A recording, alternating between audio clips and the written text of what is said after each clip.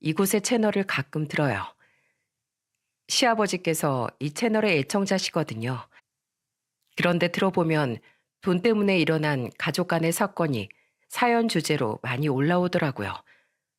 시아버지는 그런 사연을 들으실 때마다 쓰게 웃곤 하시죠. 그럼 전 시아버지의 손을 잡으며 괜히 이런 말을 하곤 합니다. 사람 사는 이야기는 어디든 다 똑같나 봐요, 아버님. 우리 기분 전환도 할 겸 요 앞에 산책이나 하고 올까요? 눈치채셨죠? 1년 전 저희 집, 아니 저희 시댁에도 돈 때문에 유쾌하지 못한 일이 생겼답니다. 당시엔 저도 화가 단단히 나서 부끄럽지만 정말 이를 뿌듯 깔고 안갚음이라는 걸 했었죠. 그 말 많고 탈 많았던 당시의 일을 지금부터 이야기해 드릴게요. 저는 서울 인근의 지방시에서 태어나 여태 터를 잡고 살고 있습니다. 저희 부모님은 평범한 회사원과 주부셨고 저희 오빠 또한 결혼한 후 남이 주는 월급을 받으며 소소하게 살아가고 있죠. 그리고 저는 제가 살고 있는 지방시청에서 근무하는 공무원이에요. 저는 지인 소개로 만난 남편과 2년의 연애 후 나이 30에 결혼을 했습니다. 냉동 설비 업체를 운영하던 남편은 저보다 4살이 많았는데 결혼 전 저에게 미리 가정사를 이야기해 주더군요. 사실 우리 어머니는 내 친어머니가 아니야. 날 낳아주신 친어머니는 내가 2살 때 병으로 돌아가셨대. 지금 어머니는 내가 5살 때 아버지와 재혼하신 분이야. 아, 그렇다고 내가 구박을 당하면서 자란 건 아니야. 어머니는 우리 집에 오신 뒤로 내 남동생을 둘 낳으셨는데 동생들하고 큰 차별을 안 하고 키워주셨어. 차별이면 차별이지 큰 차별은 뭐예요? 뭐랄까 밥을 굶은 것도 공부를 안 시켜주신 것도 아닌데 애정만 못 받았다고 해야 할까? 마치 베이비시터나 가정부가 돈을 받고 돌봐주는 것처럼 딱 그렇게 날 키워주셨거든. 두 동생한테는 안 그러셨는데 그래서 우리 아버지가 뒤에서 나 많이 챙겨주시고 그랬어. 우리 아버지 나한테 살면서 많이 미안해하셨어. 아버지라도 나에게 애정을 많이 주고 싶으셨는데 자신이 사업 때문에 바빠서 날 많이 못 챙겨줬다고 말이야. 젊은 시절부터 금형기계 공장을 운영하셨다던 시아버지는 성실하고 가족밖에 모르는 분이었다고 하더군요. 어린 시절을 너무 가난하게 보냈기에 자식들에겐 좋은 환경을 물려주고 싶다며 자신의 인생은 돌볼 생각도 않고 오롯이 일에만 매진하셨다고 말입니다. 남편은 자신을 안쓰럽게 바라보는 저를 보며 멋쩍게 말했어요. 그래도 우리 어머니 나쁜 분은 아니야. 좀 동생들을 더 아끼시고 억척스러운 부분이 있으시긴 한데 그 긴 시간 동안 우리 아버지 옆을 지켜주신 분이니 감사하고 있어. 솔직히 남편이 좋게 포장했다 뿐이지 남편은 거의 하숙생처럼 살았던 거 아닙니까? 시아버지께선 바깥일을 하느라 남편을 잘 챙겨주지 못하셨을 텐데 엄마의 사랑이 자라나는 아이에게 얼마나 중요한진 여러분도 잘 아시잖아요. 게다가 배다른 형제들이 엄마의 사랑을 받는 걸 눈앞에서 보며 자랐으니 말은 안 해도 남편의 마음속엔 상처가 무수했겠죠. 남편이 얼마나 바르고 따뜻한 사람인지 잘 알았던 저는 그런 남편을 평생 옆에서 안아주고 지켜주고 싶었습니다. 그래서 남편의 청혼 또한 흔쾌히 받아들일 수 있었죠. 결혼 인사를 드리러 시댁에 처음 간 날, 시모를 본 저는 남편의 억척스럽다는 말이 무슨 말인지 알 수 있었어요. 시모는 돈에 관한 일이라면 굉장히 인색한 사람이더군요. 우린 자식이라고 막 퍼주는 그런 부모 아니거든. 여태 먹여주고 키워줬으니 결혼 지원금은 없다. 너희가 본 돈으로 알아서 살림 꾸리고 살아. 뭐? 당신 그게 무슨 뜬금없는 소리야. 내가 자식들 고생 덜 시키려고 젊은 시절 다 바쳐서 이 공장을 일궈온 건데 자식 결혼할 때 돈 한 푼 안 해줄 거면 뭐하러 그런 수고를 했겠어? 자식에게 막 퍼주는 건 옳지 않지만 지나치게 인색해서도 안 돼. 부모가 능력이 있을 때 자식 살 길은 미리 터놔줘야지. 하지만 여보, 자식한테 쉽게 돈 해주면 나중에 자식한테 소박 맞는다고 누가 그럽디다. 글쎄, 내가 전 재산을 다 준다는 것도 아닌데 왜 이렇게 유난이냐고. 어째 엄마라는 사람이 자식을 그런 눈으로밖에 못 봐. 효성이 영은이 내가 집은 못 해줘도 1억은 지원해 줄 테니까 그 돈 보태서 집을 구하든 혼수를 장만하든 하거라. 효성이 네 엄마 말도 틀린 건 아니니 그 이외엔 너희들이 모은 돈으로 충당해서 잘 한번 새로 시작해봐. 시아버지의 말에 시모는 뾰로통한 표정을 짓더군요. 나중에 결혼해서 시모를 몇 번 더 겪어보니 시모는 시아버지의 말엔 꼼짝을 못하더라고요. 시모가 그렇게 좋아하는 돈을 벌어다 주는 사람이 바로 시아버지였기 때문에 말이죠. 그런데 시모의 인색함은 자신의 친자식인 두 시동생에겐 해당되지 않았습니다. 큰 시동생은 규모 있는 PC방을 운영했고 작은 시동생은 제법 이름 있는 비영리단체, 즉 자선단체 회사를 다니는 사람이었어요. 제가 아들을 낳은 결혼한 지 2년 됐던 해 큰 시동생은 결혼을 했고 이듬해엔 작은 시동생 또한 장가를 갔죠. 그런데 그때마다 시모가 시아버지께 은근슬쩍 했던 말이 어찌나 기가 찼는지 모릅니다. 여보, 요새 젊은 사람들 집을 못 사서 고생이라는데 애들한테 집 한 채 해줍시다. 내년에 결혼할 막내한테도요. 당신이 효성이 결혼할 때 그랬잖아요. 여태 힘들게 일했던 건 다 자식들 덜 고생시키려고 그랬던 거라고요. 황당하지 않습니까? 시모는 그냥 자기 친자식들에게 한 푼이라도 더 주고 싶었던 겁니다.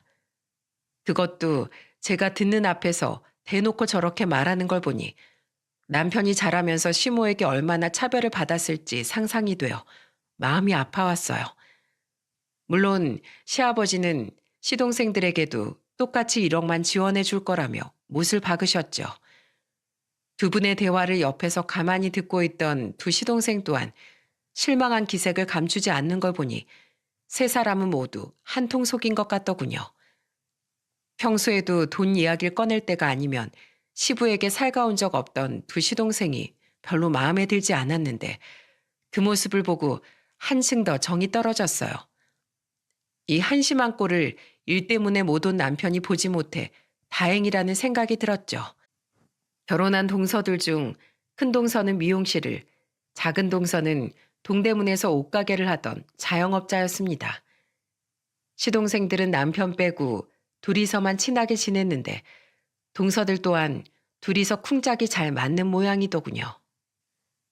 작은 형님, 이번에 세금 얼마나 내셨어요? 나라에선 자영업자들한테 해주는 것도 없으면서 뭔 세금은 그렇게 많이 떼어간대요? 그러니까 동서, 웬만한 현금은 소득 신고하지 마. 난 현금가로 하면 무조건 5% 할인해줘. 대신 현금 영수증도 절대 안 된다고 하지. 그럼 손님은 싸게 머리해서 좋고 난 세금 안 떼서 좋고 얼마나 좋아? 저도 그렇게야 이미 다 하고 있죠. 작은 형님, 혹시 장부는 어떻게 관리하고 계세요? 여기서 더 절 쌀 방법 있나? 다음에 제 장부 좀 봐주실래요? 알았어. 다음 명절 때 만나서 서로 봐주자. 저기 공무원 형님, 혹시 꼰대처럼 이런 거 국세청에 꼰지르시고 그러시는 거 아니죠? 가족끼리 서로 얼굴 붉히는 일 만들지 말자고요. 왜 가만히 있던 사람한테 트집이야? 그리고 말 나온 김에 딴지 걸려는 게 아니라 세금 문제는 동서들 정말 조심해야 돼. 국민으로서 납세 의무는 잘 지켜야지. 헐, 납세 의무래. 형님, 남들도 다 이 정도는 하고 살아요. 누가 따분한 공무원 아니랄까 봐. 우습게도 시모와 두 동서는 똘똘 뭉쳐서 저를 왕따시키더군요. 게다가 제가 입 바른 소리를 하자 두 동서는 대놓고 저를 비웃었어요. 저와 남편은 둘 다 화가 나서 동서들에게 한마디 하려고 입을 열렸는데 그때 우리보다 먼저 화를 내준 사람이 바로 시아버지였답니다. 둘째, 막내 너희들. 지금 큰애한테 말버릇이 그게 뭐야? 아버님, 그게요. 저흰 그냥 형님이 자영업자 일을 너무 모르시는 것 같으니까 그런 거예요. 자영업자의 서름? 대놓고 탈세하는 게 자영업자의 서름을 달래주는 일이야? 내가 내 사업만 40년 가까이 한 사람이야. 그리고 너희들 시숙도 자기 사업 잘 꾸려나가고 있는 자영업자고. 그럼 우리처럼 정직하게 세금 따박따박 내고 사는 사람들은 뭐 사업이 뭔지도 모르는 바보들이냐? 부끄러운 줄 알아야지. 어디서 큰애한테 허튼 소리야? 한 번 더 큰애한테 함부로 굴면 그땐 진짜 나한테 너희들 혼날 줄 알아. 시댁 식구들 모두 시아버지 말엔 꼼짝 못했기에 다들 입만 대빨 내밀 뿐 아무 말도 못하더군요. 두 동서는 괜히 저를 째려봤는데 저는 그런 동서들에게 이렇게 한마디를 해줬네요. 노려보면 뭐, 동서들, 다른 건 몰라도 우리 범법행위는 하지 말고 살자. 내가 또 동서들 그런 얘기 듣게 되면 나도 공무원으로서 양심 때문에 그땐 가만두고 볼 수는 없을 거야. 그리고 그날 집으로 돌아가기 전 시아버지는 저를 따로 불러 미안한 표정으로 이렇게 말씀하셨습니다. 큰애야, 네 동서들이 저러는 거 신경 쓰지 말거라. 애들이 어찌나 유치한지 원. 이게 네가 다 똑똑하고 잘나서 그 애들이 질투하는 거다. 알지? 큰애 네 뒤엔 항상 내가 떡 버티고 서 있으니까 절대 기죽을 거 없어. 한결같이 저를 예뻐해 주시던 시아버지의 말씀이 얼마나 고마웠는지 모릅니다. 그런 시아버지가 계셨기에 다른 식구들이 전부 싫었음에도 불구하고 저는 계속 시댁과 왕래를 했었죠. 그런데 제가 결혼한 지 9년 뒤부터 경제 불황이 겹치며 시아버지의 사업이 점차 기울기 시작했어요. 게다가 엎침대 덮친 격으로 시아버지의 공장엔 큰 사고가 터지고 말았습니다. 공장에서 일하던 노동자 한 명의 팔이 그만 절단되는 참극이 일어난 거예요. 그 일로 많은 직원들이 시아버지의 공장을 떠났고 시아버지의 사업은 계속해서 무너져 갔어요. 게다가 그 사고가 생긴 뒤 1년 뒤 과로와 큰 스트레스가 겹친 시아버지는 그만 쓰러지시고야 말았습니다. 한번 망가진 시아버지의 건강은 빠르게 악화되어 갔고 시아버지는 결국 오랜 병상 생활 끝에 큰 빚만 남기고 공장을 닫으셔야 했어요. 그동안 어떻게든 부도를 막으려 받은 수많은 대출금을 갚으려고 시아버지는 대부분의 재산을 잃고 말았죠. 결국 시부모님은 살던 집까지 내놓고 빌라 전세로 옮기셔야 했는데 그 와중에도 끝까지 시모는 자신이 따로 모아뒀던 돈을 내놓지 않더군요. 내가 이 돈을 왜 당신하고 같이 써요? 내가 그동안 얼마나 악착같이 모은 돈인데 혼자 사업 말아먹은 건 당신이니까 책임도 당신 혼자 지슈. 그 돈 달라고도 안 했어. 그냥 얼마나 모아뒀나 물어본 거지. 근데 당신 말 한 번 참 서운하게 하는구먼. 그거 전부 내가 벌어온 돈으로 모은 돈 아니야? 돈 잘 벌어올 땐 좋다고 받아가더니 내가 망하니까 나 혼자 책임지라고? 내가 당신 사업 망하라고 고사라도 지냈어요? 아이고, 내가 다 늙어서 서방 잘못 만나 집도 절도 없이 고생만 하게 생겼네. 내 팔자야. 시모는 분명 따로 모아놓은 돈이 있었음에도 일절 시아버지와 공유하지 않더군요. 당시 저는 몸이 많이 안 좋아지신 시아버지가 걱정돼 자주 시댁에 찾아갔었는데 갈 때마다 시모는 시아버지를 구박하지 못해 안달이더라고요. 어머님, 제가 돼지고기 좀 사왔는데 이걸로 김치찌개 끓이려고요. 두 분 다 아직 저녁 안 드셨죠? 난 밖에서 먹고 왔다. 돼지고기는 냉장고에 두고 가. 내가 나중에 구워서 술안주로나 해먹게. 당신 집안 이렇게 말아먹고도 배가 고파요? 그럼 물에 밥이나 말아 드시구려. 반찬 아까우니까 김치도 먹지 말아요. 어머니, 아버지 몸도 안 좋으신데 밥도 잘 안 챙겨주시면 어떡해요. 그리고 아버지 그동안 가족 위해서 할 만큼 하셨잖아요. 그럼 수고했다고 말씀해주지 못할 망정 왜 이렇게 아버지 못 잡아먹어서 안달이세요? 아버지 사업이 잘 될 땐 아버지 말에 아무 말씀 못 하시더니 아버지가 돈 못 번다고 이제 와서 이렇게 찬밥 취급하시는 건 아니지 않나요? 넌 끝까지 네 애비 편이다 이거지? 그리고 돈 잘 벌어올 때나 하늘 같은 서방이지. 돈도 못 버는 양반이 무슨 서방 대접을 받기로 원해. 내가 안 버리고 데리고 살아주는 것만으로도 감지덕지해야지. 그렇게 위풍당당하셨던 시아버지는 시모의 구박에 점점 위축되어 가셨습니다. 가뜩이나 몸도 쇠약해진 데다 공장을 닫은 일로 많이 우울하신 상태였는데 시모가 자신을 밥벌어지 취급하니 심리적으로 많이 작아지셨던 거겠죠. 게다가 두 시동생과 동서들 또한 시아버지께 재력이 없어지니 시모를 따라 시아버지를 무시하기 시작했어요. 안타까운 마음에 저와 남편이 시아버지를 열심히 챙겼음에도 우울과 스트레스로 인해 시아버지는 계속해서 말라가시기만 했습니다. 그렇게 시아버지께서 쓰러진 지 1년 뒤쯤 두 시동생 부부는 시모만 쏙 데리고 바다 여행을 떠난 적이 있었어요. 저와 남편은 집에서 혼자 밥을 물에 말아먹고 계실 시아버지가 걱정되어 한우를 사들고 시댁으로 향했습니다. 당시 10살이었던 저희 아들도 함께 말이죠. 아버님, 오늘 소고기 구워 먹고 오랜만에 술도 한잔하면서 우리끼리 재밌게 놀아요. 그리고 아버님, 어머님이 주는 맨밥에 물만 자꾸 말아 드시지 말고 이 돈으로 밖에서 맛있는 것도 좀 사 드세요.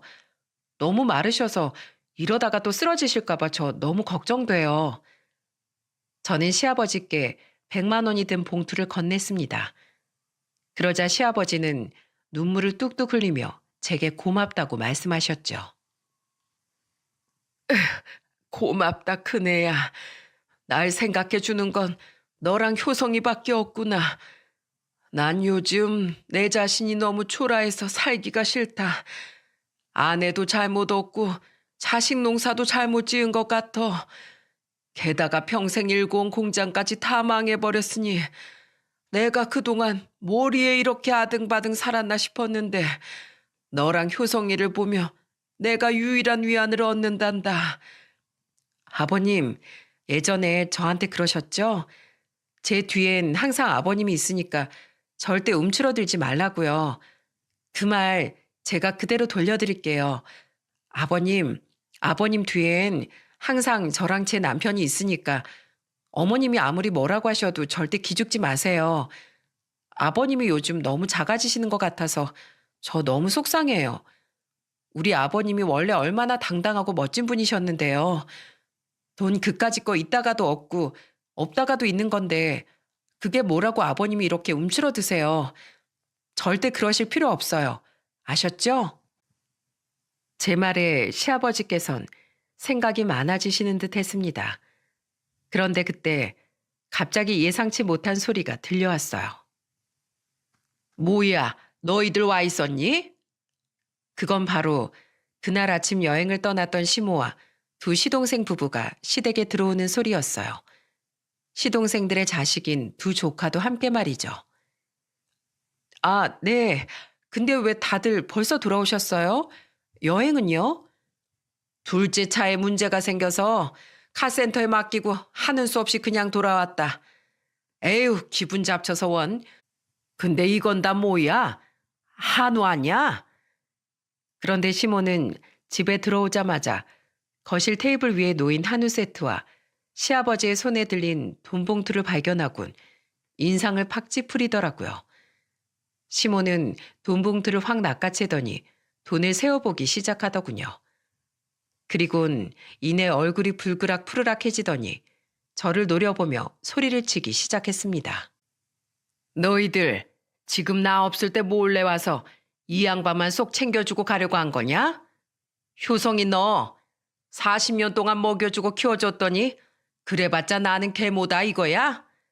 집안 쫄딱 말아먹은 건 저 인간인데 너희 아버지 때문에 고생하는 나한테는 왜 아무것도 안 줘? 뭘 잘했다고 저 인간한테 100만 원이나 주냐고. 이건 압수야. 어머님은 저희가 명절에 드린 50만 원 전부 가지고 가셨잖아요. 아버님 마르신 것 좀 보세요. 그건 제가 아버님 마르신 게 너무 보기 안쓰러워서 따로 챙겨드린 돈이니까 그냥 아버님께 다시 돌려주세요. 네? 뭐야? 오호, 난 네 남편 친엄마도 아니다 이거지? 그래서 너 날 이렇게 무시하는 거냐? 고생은 내가 하고 있어. 내 남편 내가 굶겨주기든 뭐라든 네가 뭔 상관이야? 어머님, 진짜 해도 해도 너무하시네요. 저 솔직히 말씀드릴게요. 어머님 여태 일도 안 하고 편히 사신 거, 그만큼 따로 돈 모으실 수 있었던 거 전부 아버님 덕분 아닌가요? 그런데 고작 200만 원이 아버님 손에 들어가는 게 그렇게 아까우세요? 평일 주말 할 것 없이 가족을 위해서 일만 하며 사셨던 분인데 어떻게 이런 분을 그렇게 무시하고 괄시할 수 있어요? 어머님 말씀대로 어머님 남편이신데 아내이신 어머님이 누구보다 아버님을 감싸주셔야 되는 거 아니에요? 근데 이게 어디서 말대답이야? 오냐 오냐 해줬더니 건방지게. 아! 저는 너무 화가 난 나머지 시모에게 바락바락 대들고 말았습니다. 그런데 시모는 그런 제 모습이 분해서 견딜 수가 없던 모양이더군요. 시모는 결국 자기 화를 참지 못하고 제 뺨을 세차게 내려쳐 버렸죠. 여보, 큰애야. 그 모습을 본 남편과 시아버지는 놀라서 제게 달려왔습니다. 뺨을 맞아본 건 난생 처음이었던 전 어안이 벙벙해서 잠시 뺨을 감싸고 멍하니 서 있었죠. 그런데 그 와중에 두 동서는 그런 저를 보며 비웃고 있지 않겠어요? 큰형님 끝까지 자기가 무슨 선비인 것 마냥 어머님한테 잘난 척하더니 아주 꼴 좋네요. 아유, 뺨 맞은 거 보니까 내 속이 다 시원하네. 여행 취소돼서 짜증났는데 이런 구경거리가 있을 줄이야. 진짜 꿀잼이다. 이참에 어머님이 형님 코를 팍 눌려버려서 형님이 2번 다시 못 가불었으면 좋겠어. 그리고 그동안 아버님이 돈 좀 있으시다고 얼마나 큰 소리 치셨어? 형님하고 아주버니만 없으면 아버님도 자식들한테 따돌림 당하면서 지난 날을 반성 좀 하시겠지. 두 동서의 조롱에 정신이 번쩍 돌아왔습니다. 그때 확실히 깨달았어요. 시모와 동서들은 더 이상 저와 남편 그리고 시아버지의 가족이 아니라는 사실을요. 어머님, 저 때리셨어요? 하, 얘 눈깔 봐라. 그래, 쳤다. 그럼 네가 뭐 어쩔 건데? 어머니, 지금 저희 안 사람한테 뭐 하는 짓이에요? 당장 사과하세요. 내가 사과를 왜 해? 사과는 건방진 저것이 나한테 해야지. 너 끝까지 네 애미는 모른 척하고 네 아내만 챙기겠다 이거야? 아이고 동네 사람들. 이래서 남의 자식은 거두는 게 아니라고 했는데 이 키워주는 애도 모르는 금수 좀 보소. 내가 호라비 니아비 인생까지 구제해 줬건만 아주 나한테 감사할 줄이라곤 개미 코딱지만큼도 모르는구나. 당신 그만 안 해. 내가 당신하고 살아온 세월이 있어서 어떻게든 당신하고 꾹 참고 살아보려고 했는데 더는 못 참겠어. 당신이 대체 큰애를 언제 제대로 된 자식 취급해줬어? 그저 둘째랑 막내만 품 안에 끼고 큰애 입엔 고기 한 점 더 들어갈까봐 그렇게 눈치를 줬으면서. 그래도 내가 애한테 엄마는 있는 게 낫겠다 싶어서 나랑 또 애까지 둘이나 낳은 여편네니까 그래서 여태 참아준 거야. 매일 뒤에서 효성이한테 미안해하면서. 그리고 뭐? 호랩이 날 구제해줘? 누가? 당신이? 당신을 구제해준 건 바로 나야. 당신 내가 벌어온 돈으로 당신 친정 다 먹여 살렸지? 내 돈으로 당신 아버지 암투병 비용 다 대고 당신 동생 둘이나 결혼시키고. 근데 그렇게 내 도움은 실컷 받아놓고 내가 이제 돈이 없어지니까 날 이렇게 괄시해? 거기다가 유일하게 나를 위해준 우리 큰며느리 뺨까지 때려? 나한테 고작 소고기 좀 사다 주고 100만 원 쥐어줬다고? 그게 뭐 그래서 당신이 어쩔 건데? 어쩌긴 뭘 어째. 당신이랑은 당장 이혼이야. 한편 시아버지는 저에게 손찌검까지 한 시모에게 오만정이 다 떨어지신 것 같더군요. 시아버지는 그동안의 서름과 속상함이 터져나왔는지 눈물을 뚝뚝 흘리며 시모를 노려보셨죠. 이혼이라는 말에 시모는 더더욱 길길이 날뛰기 시작했습니다. 누구 마음대로 이혼이에요? 당신 노망 났소? 지금 이혼해서 내 돈 재산 분할 받겠다는 심산이에요, 지금? 왜 여태 날 무시하면서도 이혼을 안 하나 했더니 또 그깟 돈 때문이었어? 그래, 당신이 그렇게 애지중지하는 돈 내가 어디 한번 뺏어볼게. 내가 참아줄 때 적당히 그만했어야지. 당신은 당신의 그 못된 심보 때문에 결국 나한테 그 돈도 빼앗기게 될 거야. 시아버지는 부들거리며 시모에게 소리치셨습니다. 시아버지가 소송을 걸어 시모의 재산을 분할받겠다는 말을 하자 황당하게도 입에 거품을 물고 난리치기 시작한 건 바로 동서들이었어요. 아버님, 이건 순서가 아니죠. 그 돈 나중에 우리가 물려받으려고 얼마나 어머님한테 아양을 떨었는데 그걸 빼앗아 가세요. 동서 말이 맞아요, 아버님. 언제 돌아가실지도 모르는 분이 그렇게 돈 욕심 부리면 밖에서 추하단 말 들어요. 그 돈은 우리 돈이에요. 넘보지 마시라고요. 진짜 예전이나 지금이나 아버님은 사사건건 왜 그렇게 짜증나는지만 골라서 하세요? 근데 이것들이 미쳤나. 동서들, 지금 선 제대로 넘었어. 내가 뺨 맞은 걸로 비웃은 건 그냥 넘어가려고 했는데 감히 아버님한테 그딴 소리 짓거려? 내가 진짜 두고두고 후회하게 만들어줘? 아, 예. 제발 후회하게 만들어주세요. 형님이 뭐 어쩔 건데요? 진짜 예전부터 잘난 척하는 거 꼴보기 싫어 죽겠어. 여보, 그만해, 그만.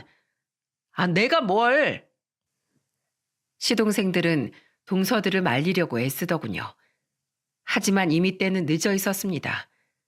이미 저도 그리고 동서들의 언행을 본 남편도 머리 끝까지 화가 났었거든요. 남편은 시동생들을 싸늘히 노려보며 폭탄 발언을 했죠. 내가 봐주려고 했는데 더는 안 되겠다. 희성이 희국이 너희 둘 2년 전 나한테 각각 빌려간 8천만 원 당장 갚어. 그때 분명 차용증에 2년 안에 갚겠다고 썼지? 솔직히 나 사업하는 사람이라 확실히 하려고 차용증 받긴 했지만 그래도 내 형제들이니까 너희들이 갚을 때까지 천천히 기다려주려고 했어. 근데 너희들이 그동안 아버지 무시했던 것들 그리고 도가 넘은 재수씨들 행동 보니까 내가 도저히 괘씸해서 못 봐주겠다. 법정 이자까지 다 쳐서 당장 안 갚으면 나 법대로 할 거야. 알았어? 8천만 원이요? 여보, 아주버님 말씀이 다 무슨 소리야? 동서들은 황당하다는 표정으로 시동생들을 쳐다봤습니다. 저는 우물쭈물하는 시동생들을 대신해 비웃음을 흘리며 두 동서에게 숨겨져 있던 사실을 말해주었죠. 서방님들 그렇게 내 남편 따돌릴 땐 언제고 아버님 쓰러지셨을 때 우리 남편한테 와서 돈 좀 빌려달라고 손이 발이 되도록 빌었어. 동서들 몰래 둘이 같은 데 투자했다가 돈을 깡그리 다 날려버렸다고. 게다가 그거 만회하겠다고 사설 도박에 손댔다가 더 큰 빚까지 져서 제발 도와달라고 우리 남편한테 싹싹 빌더라. 그래서 내 남편이 2년 안에 반드시 갚겠다는 차용증 받고 공증까지 받은 후에 두 사람한테 돈 빌려줬어. 내 남편 말 들었지? 원래는 그냥 기다려주려고 했다고. 그거 동서들이 다 망친 거야. 지금 서방님들 동서들 몰래 돈도 다 날린 상태일 텐데 어디 사이좋게 한번 갚아봐. 사설 도박? 여보. 그러니까 제발 그만 좀 하라고 내가 말했잖아. 어머니, 이게 다 어머니 때문이에요. 형수님이 아버지한테 한우랑 용돈 좀 드린 게 뭐 그리 대수라고 형수님 뺨까지 쳐서 결국 이 사달을 만들어요. 뭐야? 아니 그 큰 빚은 너희 둘이 져놓고 왜 나한테 난리야? 아주 이놈이고 저놈이고 다 이 애미 알기를 아주 물러하는구나. 아, 몰라요. 형 말이 뭐가 틀려요? 다 맞는 말인데 어떻게 하실 거예요? 아, 이게 다 어머니 때문이니까 어머니가 그 돈 다 갚아주시면 되겠네요. 우린 지금 먹고 죽을래도 그 돈 없단 말이에요. 아니, 그 돈을 왜 나한테 달래? 이제 너희들 아버지한테 뜯어낼 생활비도 없는 마당에 그 돈은 내 전 재산이야. 못 줘. 그리고 그렇게 큰 액수도 안 돼, 어차피. 아주 개판이었습니다. 동서들은 이게 어떻게 된 일이냐며 시동생에게 화를 내고, 시동생들은 이게 다 시모 탓이라며 시모에게 돈을 내놓으라고 닥달하고, 시모는 그렇게 자기 친자식들을 싸고 돌더니 유일하게 남은 재산이 아까웠는지 끝까지 돈을 못 내놓겠다며 악다구니를 쓰더군요. 게다가 어린 조카들은 어른들의 모습을 보며 엉엉 울고 있었고, 저희 아들은 제 남편 뒤에 숨어서 잔뜩 겁에 질려 있었죠. 그 모습을 보니 솔직히 제가 이 가족의 구성원이라는 사실이 너무 창피해졌습니다. 남편 또한 같은 생각이었는지 시뻘개진 얼굴로 그 모습을 보며 헛웃음을 짓더군요. 가정을 이 모양으로 꾸려놓고 내가 잘난 가장이랍시고 으스대며 살았다니 내 자신이 너무 한심하구나. 시아버지는 가슴을 치며 흐느끼셨습니다. 저는 그런 시아버지가 안타까워 시아버지의 손을 가만히 잡아드렸죠. 결국 끝나지 않을 것 같은 그 난리통을 뒤로하고 저희 가족은 시아버지를 모시고 조용히 시댁을 빠져나왔어요. 그때 시동생 둘은 서로 책임을 미루며 멱살잡이까지 하고 있어 다들 그 둘을 말리느라 바빠 우리가 몰래 집을 나가는 것조차 모르고 있더라고요. 그렇게 그날의 소동은 일단락 된 줄 알았는데 그날 저녁 두 시동생은 저희 집까지 찾아와 또다시 난동을 부리더군요. 큰형, 진짜 우리한테 소송까지 걸 거야? 이러지 말자 진짜. 조금만 기다리면 우리가 어련히 알아서 갚을 텐데 좀. 그래 형, 가족끼리 정없이 1억이야? 아버지, 형 좀 말려보세요. 가족끼리 소송까지 들먹이는 건 진짜 너무하잖아요. 돈을 갚겠다고 했으면 갚아야지. 못 갚은 건 너희들이면서 왜 엄한 너희들 형한테 너무하다고 난리야. 그러면 아버지, 어머니랑 진짜 이혼하실 거죠? 그럼 분할받게 될 어머니 돈 그걸로 저희 빚 좀 조금이라도 갚아주세요. 그냥 저희한테 유산 좀 미리 물려준다고 생각하면 되잖아요. 막내 말이 맞네요. 아니면 아버지 혹시 생명보험 같은 건 없으세요? 지금이라도 미리 제 앞으로 들어주시면. 이 자식이 너 미쳤어? 결국 큰 시동생은 돈 이야기에 눈이 뒤집혀 마지노선을 넘어버리고 말았습니다. 생명보험이라니, 그 말은즉 보험을 들고 시아버지께서 빨리 돌아가시는 말과 뭐가 다르단 말입니까? 눈이 돌아버린 남편은 큰 시동생에게 주먹을 날렸어요. 큰 시동생은 그대로 멀찍이 나가 떨어졌죠. 남편은 두 시동생을 윽박지르며 쫓아내버렸고 저는 큰 충격을 받고 자리에 주저앉아 버린 시아버지를 감싸 안고 달래드렸어요.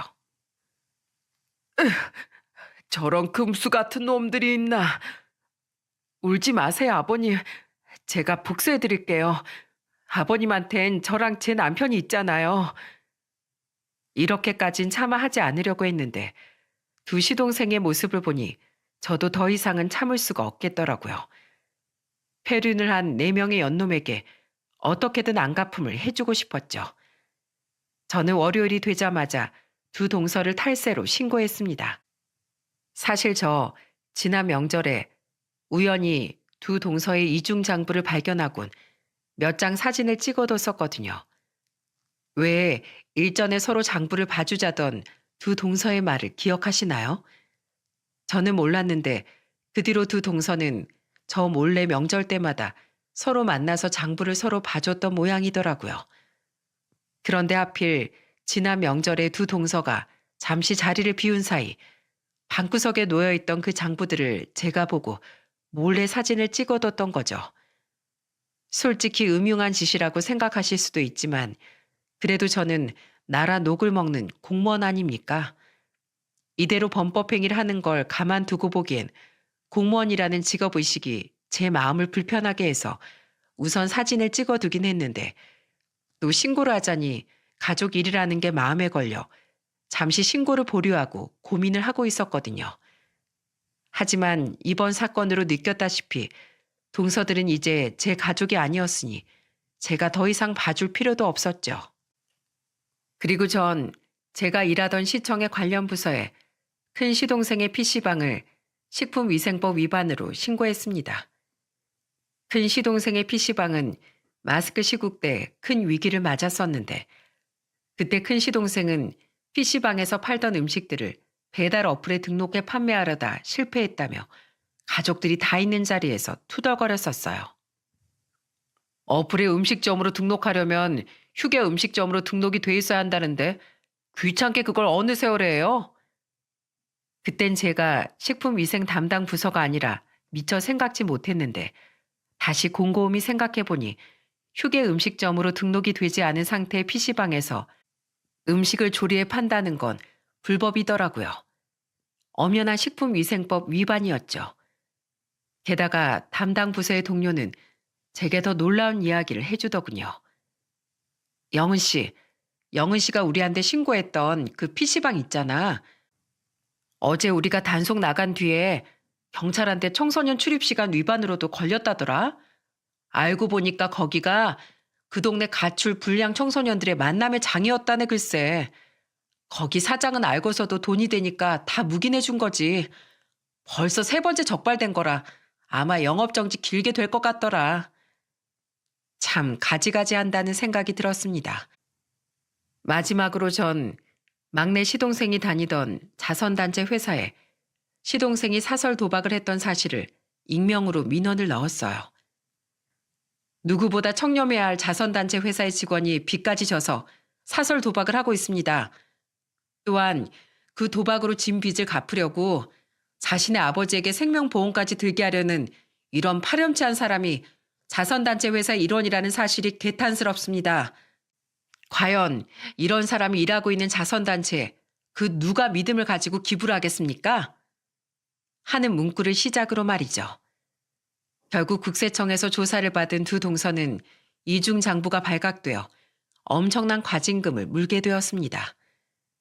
그리고 큰 시동생은 미신고 식품 적개업 영업을 한다는 식품위생법 위반으로 1,000만 원 단위의 벌금을 물게 되었고 별개로 청소년 출입시간 위반이 3번째로 적발되어 영업정지 3개월의 행정처분을 받아야 했죠. 마지막으로 작은 시동생은 제가 넣은 민원으로 회사에서 내부 감사를 받았던 모양입니다. 그리고 그때 한심하게도 소액의 회사 돈을 횡령했다는 사실이 밝혀져 전부 배상을 한 후 해고가 되고 말았어요. 회사 측에선 시동생을 고소할 수도 있었지만 금액이 소액이고 회사의 이미지를 생각해서 일을 크게 만들고 싶어 하진 않았던 모양이더라고요. 저는 이 이야기들을 저희 부부에게 싹싹 빌려온 시동생들과 동서들에게 직접 듣게 되었습니다. 순식간에 코너에 몰린 4사람은 저희 집으로 찾아와 손이 발이 되도록 애원하기 시작했죠. 형, 제발 형이라도 우리 좀 봐주면 안 될까? 우리 지금 파산 직전이야. 아주버님, 어차피 저희 지금 가진 돈이 없어서 저희한테 소송 걸어도 그 돈 못 받으실 거예요. 그러니까 괜히 번거롭게 소송 걸지 마시고 한 발 물러나서 조금만 저희 좀 기다려주세요. 네? 싫어. 너희들 그리고 재수 씨들 돈 좋아하지? 그렇게 좋아하던 돈으로 어디 벌 좀 호되게 받아봐. 그리고 큰 재수 씨, 제가 그 돈을 못 받을 거라고요? 아니요. 제 돈 안 갚으면 희성이랑 희국이 집 경매에 넘겨버릴 거예요. 살던 집에서 맨몸으로 쫓겨나고 싶지 않으면 어떻게 해서든 제 돈 갚는 게 좋을 겁니다. 아, 정 아쉬우시면 우리 아버지한테라도 부탁 한번 해보시던가요. 아버지 말을 제가 거역할 순 없잖아요. 아버님, 제발 아주버님 마음 좀 돌려주세요. 네? 저희 이러다 다 길바닥에 나앉게 생겼어요.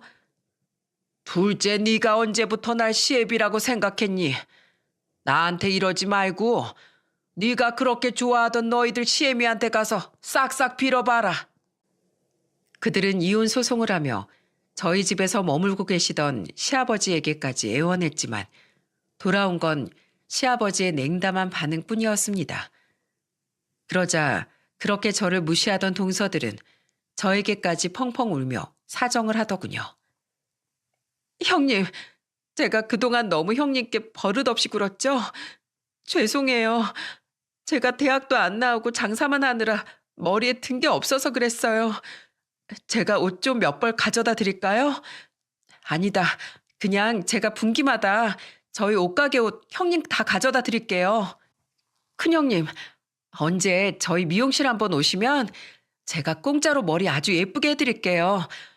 그러니까 큰형님, 제발 아버님 좀 설득해 주시면 안 돼요? 미안, 난 공무원이라 김영란법 위반하면 안 되거든. 그리고 동서들이 그렇게 무시했던 아버님을 이제 와서 찾는 거 너무 뻔뻔하지 않아? 언젠 아버님이 사사건건 짜증나게 군다며? 아버님은 지난날을 반성해야 한다며? 그런 말을 짓거리고도 아량을 바라는 건 너무 큰 욕심이겠지? 형님, 난 내가 너무했다고 생각 안 해.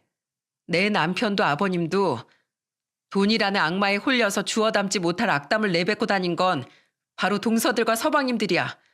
물론 어머님도 빼놓을 수 없겠지. 그러니까 이제 함부로 뱉은 말에 대한 책임을 질 때야. 이번 일로 사람은 입을 조심해야 한다는 사실을 좀 깨달았으면 좋겠네. 결국 애원에 실패한 두 시동생 부부는 각자 집을 담보로 대출을 받아 우리에게 돈을 갚아야 했습니다. 게다가 시아버지 또한 시모가 그토록 내놓기 싫어했던 시모의 재산을 분할받을 수 있었어요. 시모가 건강이 악화됐던 시아버지를 푸대접했던 증거가 명확해 상담받은 변호사에게도 소송에서 붙어봤자 승산이 크지 않다는 이야기를 들은 시모가 울며 겨자 먹기로 협의 이혼에 동의를 했거든요. 그렇게 시아버지는 시원섭섭한 마음으로 황혼 이혼을 하게 되셨죠. 저희가 아예 시아버지를 모시게 되며 두 분이 함께 살던 전셋집엔 시모가 혼자 남게 되었는데 얼마 전 전세 계약이 만료되며 시모는 훨씬 작은 집으로 이사를 갔다더군요. 한 달 전 시아버지는 시모의 전화를 한 통 받았는데 그때 옆에 있던 전 엉엉 울던 시모의 목소리를 선명하게 들을 수 있었습니다. 여보, 잘 살고 있어? 나 없으니까 쓸쓸하지 않아요? 난 집주인이 재계약하려면 지금 전세금에서 2천만 원이나 올리는 것도 모자라서 월세를 다달이 50만 원이나 달라고 해서 한운 수 없이 더 작은 집으로 이사를 했어요. 그때 희성이랑 희국이한테 같이 좀 살자고 말했더니 저 때문에 자기들 인생이 전부 망가졌다면서 어림없는 소리 하지도 말랍디다. 그 애들 명절에도 나한테 코빼기도 안 비쳤어요. 여보, 자식 키워봤자 다 소용없습디다. 곁에 남는 건 남편뿐이라는 걸 내가 너무 늦게 깨달았어요. 당신 나한테 참 잘해줬었는데 우리 효성이는 잘 지내요? 효성이가 그래도 참 효자였는데 혹시 내 걱정을 하진 않아요? 여보, 나도 거기 들어가서 같이 살면 안 될까요? 당신 참으로 뻔뻔하오. 날 그렇게 박대했으면서 이제 와서 곁에 남는 건 남편뿐이라고? 지금 깨달아봤자 이미 늦었소. 난 더 이상 당신 남편이 아니니까. 그리고 양심이 있으면 당신 입에서 효성이란 이름은 꺼낼 생각도 하지 마. 내가 당신이란 여자를 집에 잘못 들여서 우리 효성이 가슴에 큰 상처를 줬어. 나도 참 미련한 아비였지. 그래서 이제라도 우리 효성이한테만 더 잘해주면서 살 거야. 당신이란 여자는 내 인생의 최악의 오점이었어. 우린 남남이니까 더 이상 나한테 연락하지 마. 단호한 목소리로 전화를 끊은 시아버지는 깊은 한숨을 쉬시더군요. 정이 워낙 많으신 분이라 긴 세월 동안 부부로 살았던 시모를 끊어내는 일이 생각보다 힘드셨던 거겠죠. 자신을 안타깝게 바라보던 저를 보며 시아버지는 이렇게 말씀하셨습니다. 난 괜찮다. 그저 결혼하지 않고 효성이만 보고 살았더라면, 그랬다면 네 시어미에게 배신당할 일도, 다른 두 자식들에게 돈보다 못한 애비 취급을 받았을 일도 없었겠지. 무엇보다 착한 효성이 마음에 오랜 시간 상처를 줄 일도 없었을 게야. 내가 죄인이다. 그리고 효성이의 곁에 너 같은 며느리가 있어줘서 내가 얼마나 고마운지 몰라. 게다가 이런 날 이 집에 먼저 받아준다고 말해줘서 정말 고맙구나. 아니에요, 아버님. 그리고 제 남편, 아버님이 자기를 얼마나 사랑하셨는지 잘 알고 있어요. 아버님도 아버님 나름대로 제 남편을 위해 주려고 많이 노력하며 사셨잖아요. 아버님, 그동안 고생 많으셨어요. 이젠 손주 재롱 보시면서 저희랑 오래오래 편안하게 사세요. 다른 친척을 통해 듣기를 두 시동생은 빚을 갚겠다며 또다시 사설도박에 손을 댔다고 하더군요. 결국 큰 시동생은 빚을 갚기 위해 PC방을 팔고 배달 아르바이트를 뛰고 있고, 무직이던 작은 시동생은 작은 동서에게 이혼을 당했다고 합니다. 조카는 작은 동서가 데려갔고요. 갈 곳 없이 빚만 잔뜩이던 작은 시동생은 그렇게 원망했던 시모의 집에 들어가 살게 되었다고 하네요. 사람 일이라는 게 참 언제 어떻게 될지 모르는 일 같습니다. 그렇죠? 우리는 지금 시모와 두 시동생과 인연을 끊고 시아버지와 행복한 삶을 살고 있습니다. 그렇게 가스라이팅을 하던 시모가 없어지자 시아버지는 전처럼 밝은 모습을 많이 되찾으셨어요.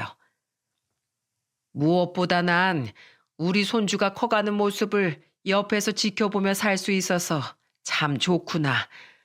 우리 승진이는 효성이 어릴 적이랑 참 많이 닮았어.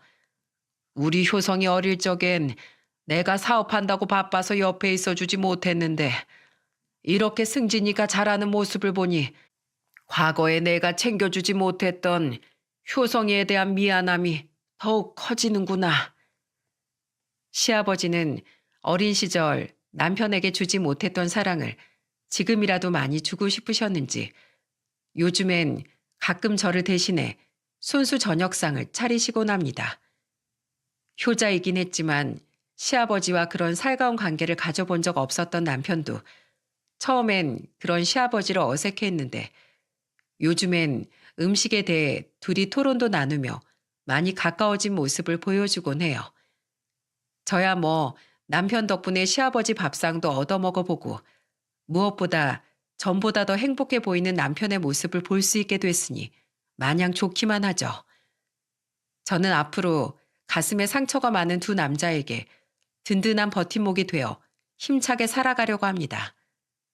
또한 저희 아들에게 돈보다 더 가치 있는 아주 많은 것들에 대해 알려줄 수 있는 좋은 엄마가 되려고 노력할 거예요. 그리고 얼마 전 시아버지께서 제게 이런 말씀을 하시더군요. 어머마, 그 유튜브 채널에 내 사연도 한번 보내보거라. 네? 괜찮으시겠어, 아버님? 안 괜찮을 건 또 뭐야? 그때 일 알 사람은 다 알아서 집안 망신은 이미 실컷 당했다. 나도 그곳에서 나랑 비슷한 사람들 사연을 들으며, 아, 내 인생에만 이렇게 무정한 일이 생긴 게 아니었구나 하고 많이 위로받았잖니. 그러니까 내 얘기도 다른 사람들한테 들려주고 싶다. 이런 일을 겪은 나도 잘 살고 있다. 그러니까 다 같이 힘내서 살아가자 하고 말이야. 근데 내가 괜히 바쁜 어멈 네 시간을 뺏는 건 아니지? 뺏긴요. 그럼 오랜만에 장문 실력 한번 발휘해 볼까요, 어디? 바로 저희 시아버지의 말씀이 제가 이 사연을 보내게 된 이유랍니다. 저도 그렇게 글솜씨가 뛰어난 편이 아니라 제가 당시의 이야기를 잘 전달했는지 모르겠네요. 그래도 부디 저희 시아버지의 좋은 뜻만은 많은 분들께 잘 전달이 되었으면 좋겠습니다. 여러분, 사리사욕에 젖어 진정 값진 것이 무엇인지 잊게 된다면 뒤늦게 깨달은 순간 손에 쥐고 있는 것은 아무것도 없게 되는 법이라고 저는 생각합니다. 뒤늦게 땅을 치고 후회하던 제 시댁 식구들만 봐도 알 수 있죠. 그러니 부디 많은 사람들이 이 사실을 잊지 않고 후회 없는 삶을 살아가셨으면 좋겠습니다. 여러분 모두의 행복한 삶을 응원할게요. 감사합니다.